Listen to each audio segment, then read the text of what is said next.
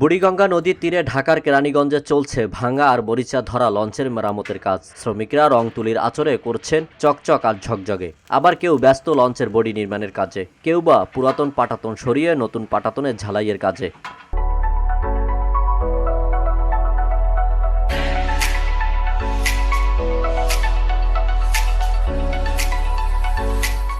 ডকইয়ার্ডগুলোতে টুংটাং শব্দে চলছে ছোট বড় লঞ্চ কার্গোবাহী মেরামতের কাজ।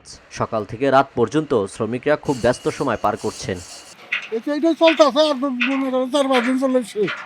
তারপরে আবার অন্য কোনো জাহাজ হলে করুম, না হলে কমসে কম 40 বছর আগের তুলনায় এখন মনে করেন যে আগে তো আসলে অনেক জাহাজ আসিল, কাম কাজ আসিল বেশি।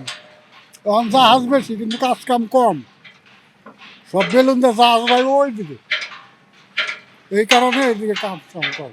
আগের তুলনায় নৌযান মেরামত কমে গেছে। শ্রমিকদের বেতন দিতে হিমশিম খাচ্ছে ডকইয়ার্ড প্রতিষ্ঠানগুলো। আগের মতো এখন আর ওই রকম কাজ নাই। এখন এই নৌ সেক্টর এখন পুরোপুরি ধ্বংস হয়ে গেছে, কাজ কাম কোনো কিছুই নাই।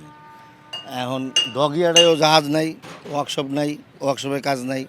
আগে কারখানায় কারিগর ছিল 5-7 জন, এখন বিদায় করে কারিগর আছে 2 জন। আমাদের এই বর্তমান যে নতুন যে সরকার আসছে, উনি যদি এই নৌ সেক্টরটার দিকে তাকায়, তাহলে এই নৌ সেক্টরটা আবার যদি একটু ভালো হয় আর কি। নৌপথে পরিবেশ সুরক্ষার পাশাপাশি নদীগুলো খনন করে নৌযান চলাচলের জন্য পদক্ষেপ নিয়েছে সরকার। এমনটাই জানালেন বিআইডব্লিউটিএর যুগ্ম পরিচালক মোবারক হোসেন। যে যানজট এবং ইয়ার জন্য মানুষের যে কষ্ট হয়, কষ্ট লাঘবের জন্য আমরা কিছু লঞ্চ বসিলা এবং কাঞ্চন ব্রিজ, আশা করি আমরা বসিলাটা অলরেডি আমরা ঘাট শিপমেন্ট কাজ আরম্ভ করে ফেলছি। বসিলা ল্যান্ডিং স্টেশন আছে এবং আলাদা আরেকটা ঘাট সৃষ্টি করতেছি। ওখান থেকে চাঁদপুর, পটুয়াখালী, ইলিশাগামী নৌযানগুলি আমরা চেষ্টা করতেছি। নৌপথগুলি যেগুলি আমাদের প্রতিনিয়ত যে লঞ্চ চলে, ওই পথগুলি আমরা সব কন্টিনিউয়াস খনন করতে থাকি। আমাদের লঞ্চের মাস্টার ড্রাইভাররা যেই জায়গায় দেখে যে নাব্যতা কমে গেছে, ওখানে ওরা আমাদেরকে আবেদন করে জানায়, আমরা সাথে সাথে এটার খনন করে দিই।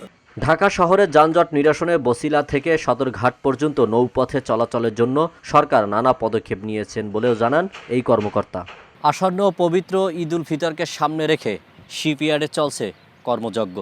এখানকার ওয়ার্কশপ ইঞ্জিনিয়াররা জানিয়েছেন, বর্তমানে তাদের ব্যবসা প্রতিষ্ঠানের অবস্থা খুবই খারাপ। নেই আগের মতো কাজ, কর্মচারীদের মাস শেষে বেতন দিতে খেতে হচ্ছে হিমশিম। সড়ক পথ খুলে গেলেও ভাগ্যের পরিবর্তন হয়নি নৌপথের। তারা সরকারের কাছে দাবি জানিয়েছেন নৌপথে নজর দিতে, নদী খনন, খাল খনন করে নৌযান চলাচলের ব্যবস্থা। আলামিন তাওহীদ, ভিওডি বাংলা, কেরানীগঞ্জ।